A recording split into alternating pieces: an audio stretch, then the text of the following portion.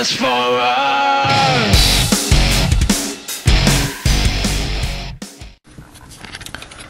Dark Mirror, Chapter 6. Back when Takanuva was Takua, a Matoran of the village of Dokoro, he had once found himself walking through a stretch of jungle, being stalked by a monstrous Nui-Jaga scorpion. Whenever he moved, the scorpion moved. If he stopped, it stopped. If he turned to face it, it would kill him, but if he led it back to the village, it might harm others before it was driven off. He was finally saved by a sudden inspiration. He changed direction and led the Nui-Jaga straight toward a Moaka cat cave. Angered at the intrusion into its territory by the other Rahi beast, the Moaka attacked the Nui-Jaga, and Takua escaped. Which just goes to show, thought Takanuva, nowadays there's never a Moaka around when you need one. Here he was, trudging across the barren plains of Karzani in this weird alternate universe.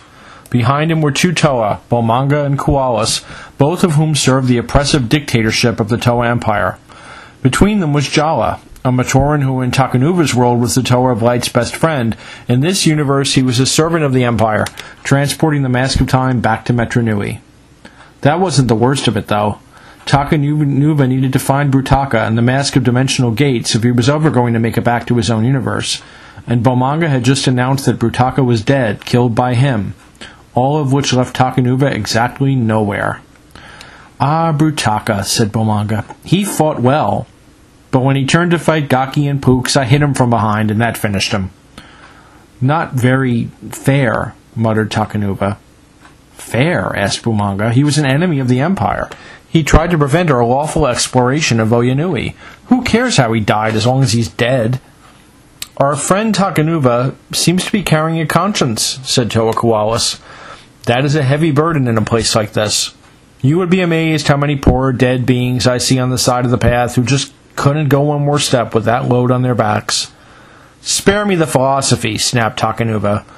"What about Brutaka's weapons and his mask? What happened to them?" "You should know," said Bomanga. "If you really serve Toa Tuyet as you claim, any treasure like that gets brought to the Colosseum in metru-nui for safekeeping." "Right, naturally," said Takanuva. This was going to be a problem.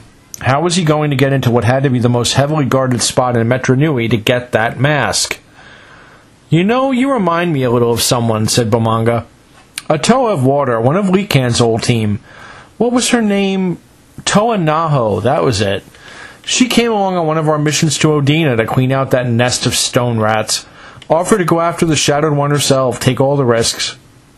Turned out she was helping that creep escape. He got away, she didn't. Tuyet turned her over to her friend Rudaka, and, well, she wound up an interesting exhibit in the archives." Takanuva knew he should keep quiet, but he couldn't. "Do you think this is what Tuyet really wanted? Toa betraying other Toa, Matoran living in fear of their heroes? Toa was supposed to be respected and look up to." "But we are," said Koalas. "Everyone respects what they fear, and they can't help but look up to us. We always look down on them." Takanuva heard a stirring behind him. He could guess what it was, Bomanga and or Koalas getting ready to blast him from behind. Well, there was no choice. He would have to try and take them both out and get the mask from Jala. It would take a lot of luck, probably more than he could hope for, but then he heard other sounds. A rush of wind, startled cries from the two Toa, which receded in the distance, then the sound of a cart crashing. He turned to see a strange Toa standing amidst the wreckage of Jala's Ussel cart. He was retrieving the Mask of Time, which lay next to the unconscious Jala.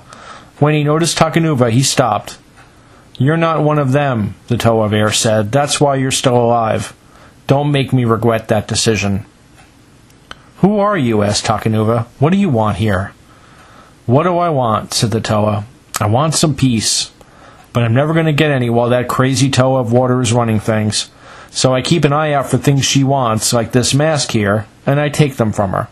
That's why if you ever see her list of enemies of the Empire, you'll find my name at the top, Toa Lesevek." To be continued. Dark Mirror, Chapter 7. Under the cover of darkness, Toa Lesevek and Toa Takanuva darted through the sculpture fields of Pometru. They had slipped back to metru-nui via underwater chute a few hours before. Lesevek knew a few that were closed for repair but still functioning, and best of all, unguarded. "Where are we going?" whispered Takanuva. "The Colosseum is the other way. If Brutaka's mask is in there, that's where I need to go." Right, said Lesevik, but if you want to get in and out of there alive, we do it my way, and my way starts at the Throne of Stone.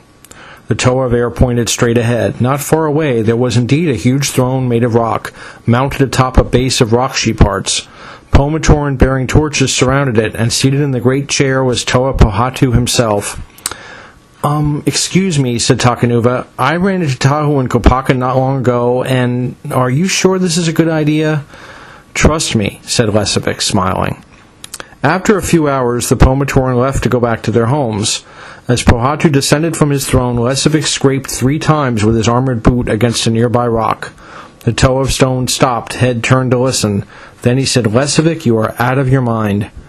It helps, said the Toa of Air, leading Takanuva to where Pohatu stood. This is my new pal, Takanuva. He's looking for the 5-widget tour of the Colosseum, particularly the Hall of Masks. Wait a minute, said Takanuva. I don't understand any of this. Tahu, Pohatu, and the rest were supposed to stay asleep until they were needed to awaken metru-nui, but metru-nui never fell asleep here, so why are they here? He talks a lot, doesn't he? Pohatu said to Lesevik. Lesevik shrugged. Okay, Glowfish, let me tell you a story, Pohatu said. Toa Tuyet found out where we were from Artaka. She sent some Toa in to find us, but none of them survived the trip. That was when she found a spot in the Colosseum no one had ever seen before, a place from which she could fake the signal that would launch our canisters. Next thing you know, here we are. She laid it all out for us, how the Makuta and the Dark Hunters were plotting a takeover, how it was our duty as Toa to stop them dead. It was the only way to make the universe really safe. So we all signed on, but after a while I started to have doubts. They turned into fears when I found out Tuyet had sent a squad headed by Toa Nadiki to wipe out the Ninra ghosts, just because they might someday make something that could be used against her. 4 dozen Matoran dead. Still makes me sick. That was when I made contact with Lesevik, and we've been working together ever since. Of course, Tuyet doesn't know that. You're a regular stone wall of history, said Lesevik, but it's going to be light soon. We need to get the troops together and get ready for a raid. Pohatu led the 2 Toa back to his cavern. Once inside, he used his power to send a mild tremor the length of metru-nui, not enough to cause damage, just enough to signal those who would understand and respond. They started filtering in through underground tunnels not long after. Nuju, Akmu, 3 Dark Hunters, Guardian, Darkness, and Primal, 1 Toa, Krakua, and a Pomatoran that Lesevik introduced as Kodan. It's handy to have the Toa's chronicler on our side, said Lesevik. Helps us stay informed. So what's the plan? Asked Takanuva. We sneak in, steal the mask, and get out? He thinks small, too, Pohatu said to Lesevik. Lesevik shrugged. Listen, Junior, I don't know where you came from or why, said Pohatu, but I'm betting Tuyet doesn't know either, and maybe that gives us an edge. So we're putting everything on one Akalini play. Akmu here has alerted the Makuta in town. Darkness took care of any Dark Hunters nearby who were still on 2 legs. Everybody's in. In what? Asked Takanuva. Tuyet's had her own way for too long, Pohatu answered, grabbing a protosteel axe off the wall. It's time to take her down. To be continued.